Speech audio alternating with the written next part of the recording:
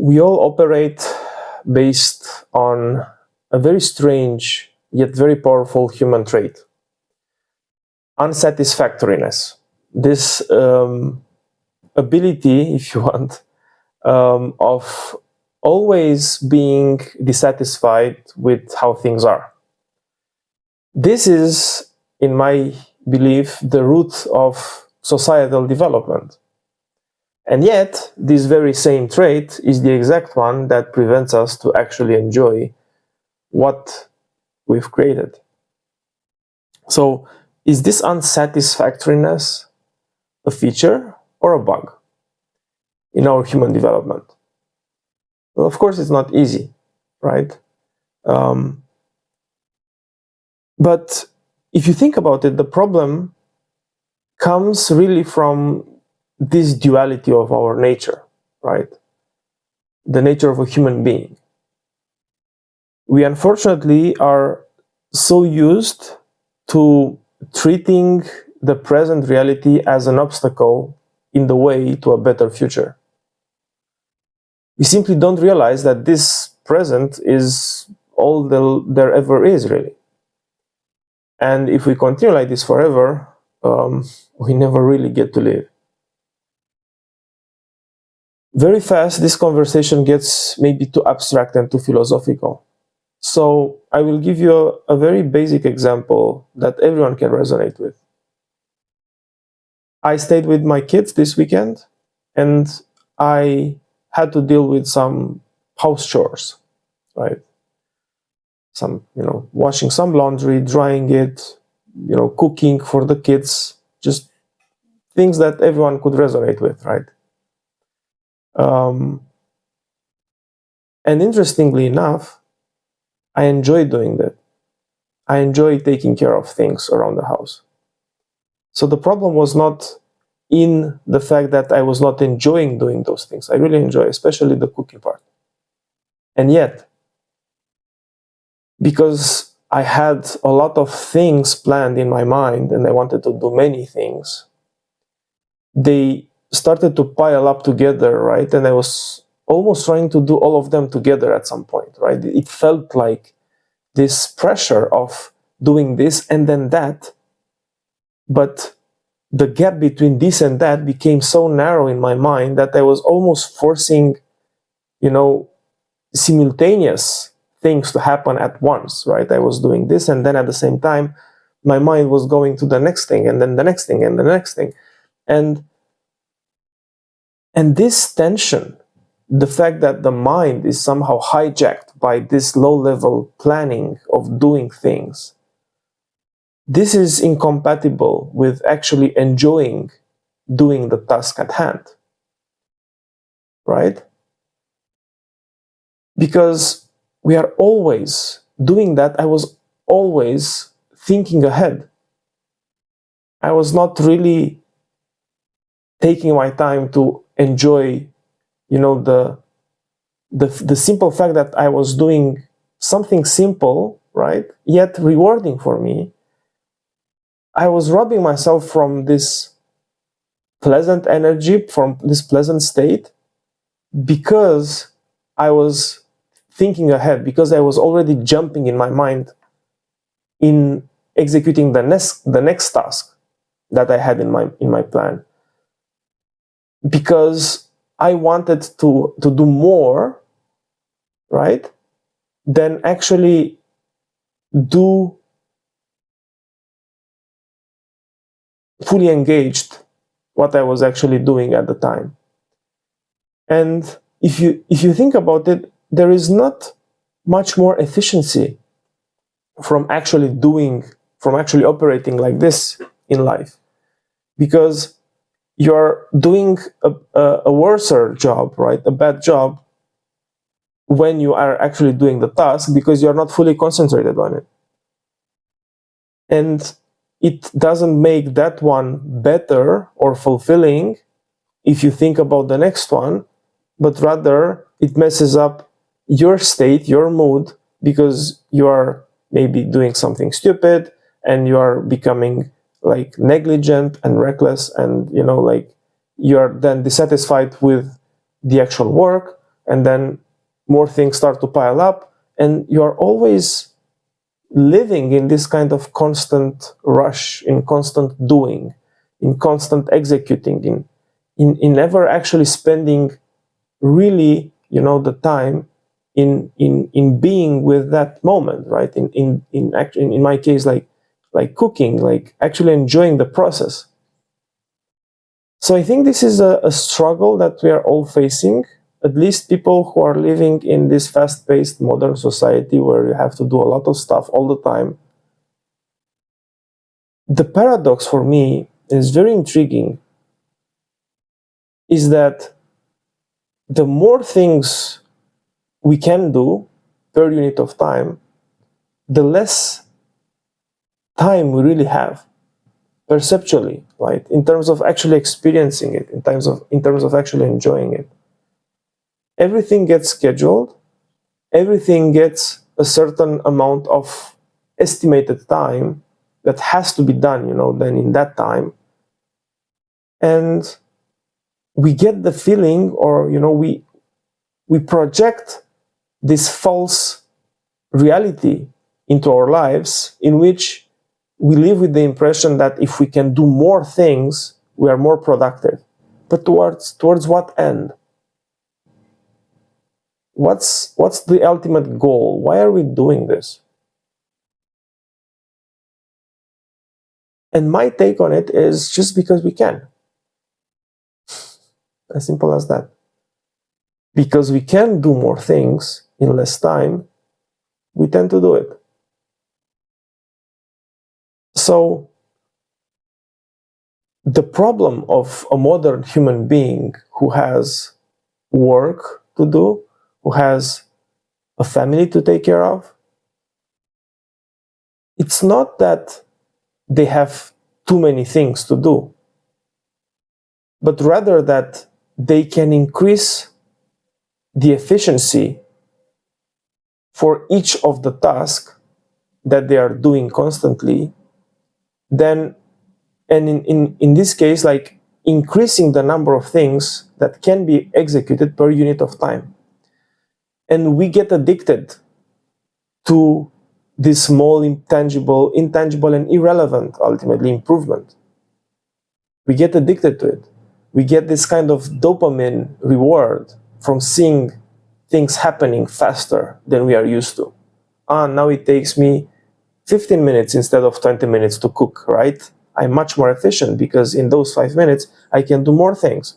But it's not like the number of things that I can do per unit of time will never change. It will always increase. And I'm always thinking about my grandmother. She is born in 1934. And in 1934, in Romania, and I'm pretty sure that in a lot of other countries in the world, she didn't have anything. She didn't have like electricity. She didn't have, of course, like running water. She didn't have anything, right? And today, there is this incredible pace of innovation in technology.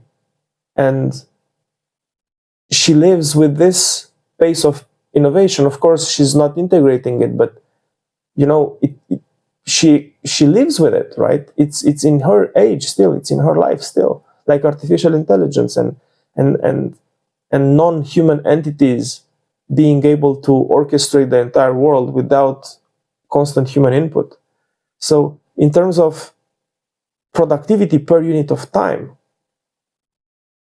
we've exploded that in her lifetime. We increased it, 10,000-fold, 100,000-fold. I mean, what she was able to do in a day when she was my age, I can maybe now do in an hour, right? In terms of, I don't know, house chores, in terms of actually producing things, right?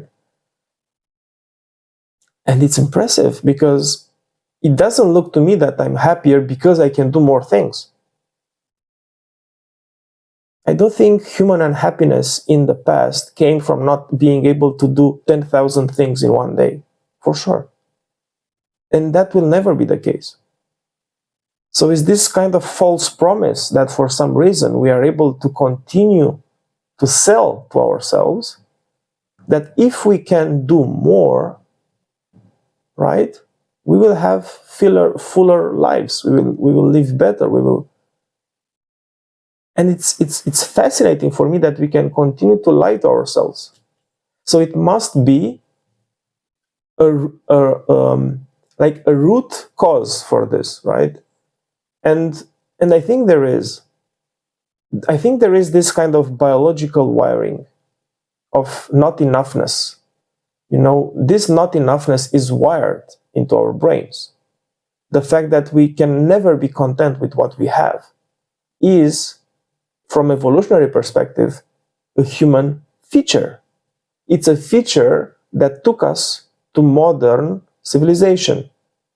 This never-enoughness, this unsatisfactoriness with how things are, is the root of societal development, again, because we are never okay with how things are. We are always pushing forward. We are always increasing our capabilities. The problem with that, of course, is that this very thing robs us of the joy of actually being proud also, right, of what we've created up to this point. Because we did create a lot. And if we would take even 1 minute to look back at our lives and realize what we've built, it would be impressive. But we cannot afford to take 1 minute, right? Because we have 10,000 things to do still for the day. So, in a very strange way,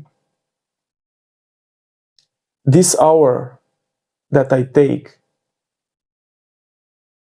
for me to record this video and think about a title for it and actually record it and actually upload it to YouTube became somewhat of a sacred window for me in the week, in which I give myself this gift of thinking consciously about things which are not, productivity related as such. I take this time to reflect on my nature and remind myself that life is not only about doing things all the time. As I always think of myself, I contemplate in these moments, especially, at the duality of a human being, right? The doing part, the never-ending part, this relentless execution mode that we are all very used to, is the nature of the human, right? This is how we operate by default, unconsciously in a way, driven by our evolutionary pressure to do more, to get more, to, hoard more resources, to just do stuff because we can always improve things. And improving things, they increase the chances that we thrive in the future, right? I guess. But there is also this other aspect of a human being, right? The aspect of a being, which is much more tricky to discuss about. Because it doesn't need discussion, it doesn't need words, it doesn't need me talking you into being something. You are already something, you are already you, right? This being mode is experiential, is non-reactive, is reflective, is conscious, is aware. And this is not normal. And I think we have a very limited window of time in which we can actually become more conscious of our dual nature of a human being before we get completely taken over by this flow of happenings, as I want to call it, right? In the world today, there are infinite amount of things that can grab your attention. Everything is happening at once. So this biological nature of ours to always, deal with these happenings and be lost in them will only increase in the future.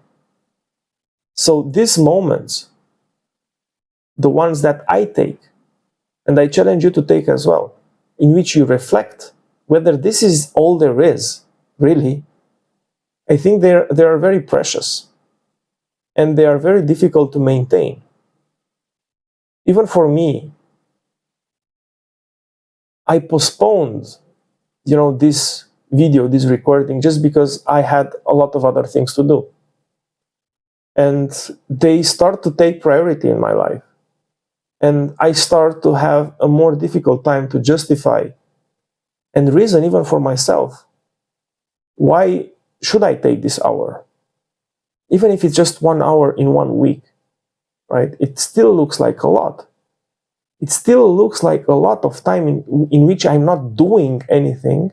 Yes, I'm recording. Yes, I'm uploading the video, but this is more about being, right? This hour is more about me being with myself, reflecting on my nature, on where I'm going, and sharing it with the world, with like-minded people, ideally, right? And it still seems like it's a lot. Why? Because my mind doesn't see any kind of productivity gains out of it. Why are you posting there? Who cares? This is not giving you anything. This is not productive. This doesn't solve anything. And yet this is, again, something that I really want to protect in my life these days.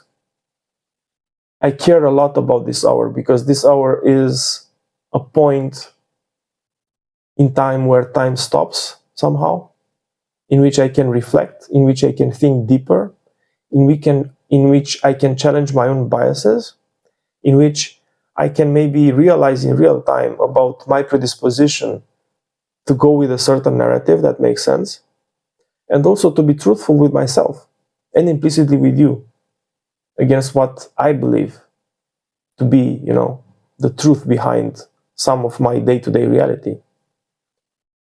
So how do we protect this being?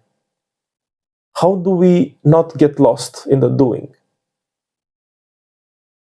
It's a very difficult problem. Why? Why is it so difficult to fully embody this being aspect of our nature, right, of a human being? Why is it difficult?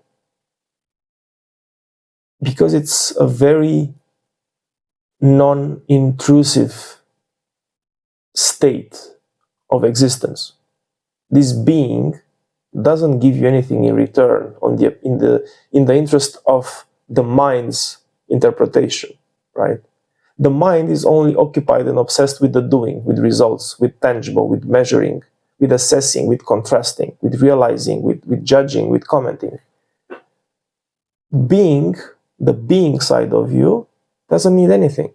Doesn't need words, even. Doesn't need achieving.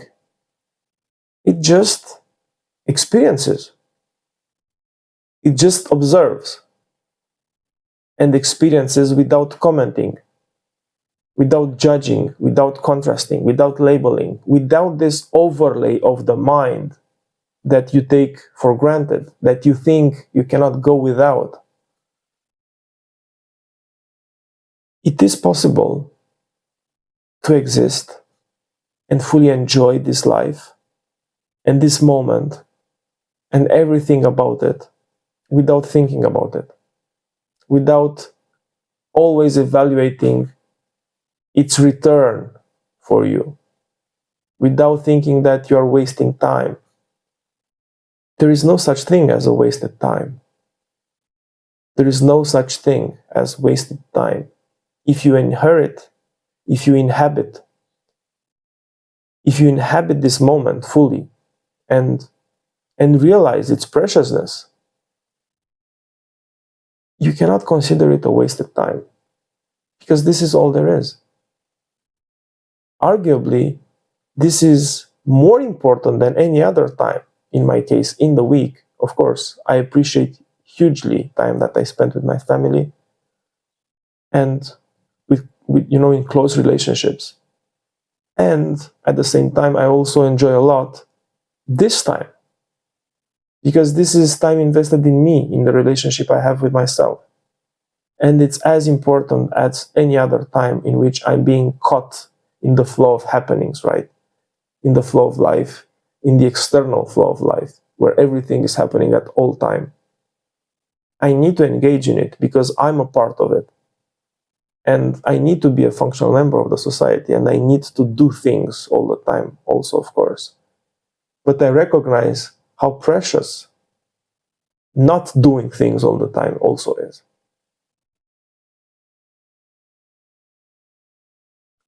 This consciousness, this awareness of this dual state of a human being is what allows you to actually enjoy the doing more. This awareness of your human nature, in which you are always doing everything at once all the time, the being behind this doing is what allows the doing to actually enjoy it, right? Because there is something that observes it. There is this entity, this non-judgmental entity that you are, which is not separate from the doing, and yet can observe the doing and be there for the doing, right? This being is there for the doing. So the being allows the doing to happen. The being that you are is the witness, the compassionate witness of the doing, of the struggle, of the struggling doer. Let's put it like that. And when you find this compassionate being always accompanying you on a day-to-day basis, and doesn't judge this compulsive doer all the time, you will find this being as the source of peace, of ease, of calm, of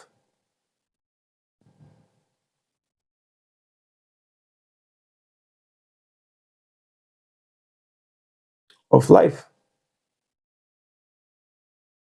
The being is the source of life. The being is life. And the being is not separate from the doing, right? The doing does what the being enables it to do. Without the being, the doer would not exist. But without the doer, the being would still exist. You could still be without doing something all the time. You can enjoy and experience life without thinking about it, without doing something about it. And yes, it might feel unproductive. It might feel like you're not, getting something out of it. But getting something out of life is not the meaning of life. You cannot get something out of it because you are always in it. This is everything there is and there will ever be. And you are always in it and you are always complete, and that's it. There is nothing you can take out of it. Because the taking happens also in it, right? So again, this compulsive nature of the mind to always get something, to always do something, to always, not stay and enjoy a moment of peace is the human predicament in a way. Is our predisposition, is our biological nature of doing things all the time. And again, if I would not have this kind of moments, I would maybe forget about this duality myself. I would forget that I have the capability of actually enjoying myself and taking this time for me, sharing these thoughts with you. I would maybe not be able to do it.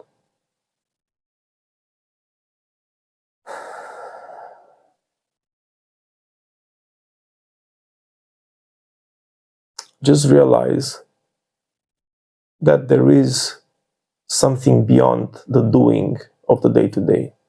Investigate. Be curious. There is something beyond that.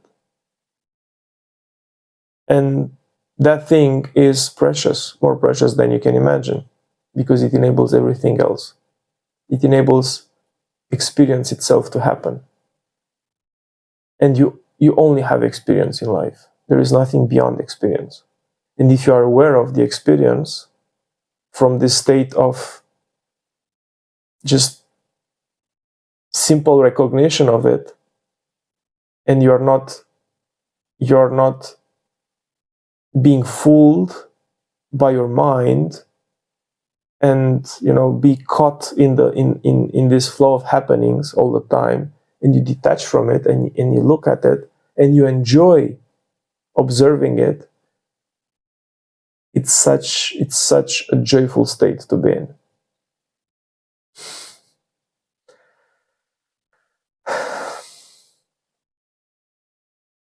Just practice and see what happens.